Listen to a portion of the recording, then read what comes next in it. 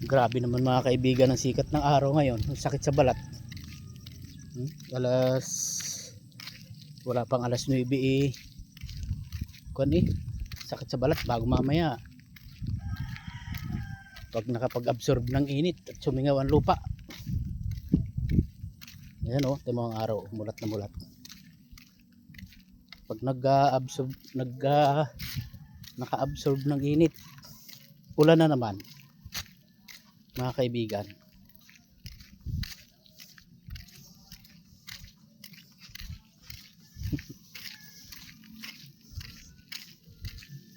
Ang sakit sa balat.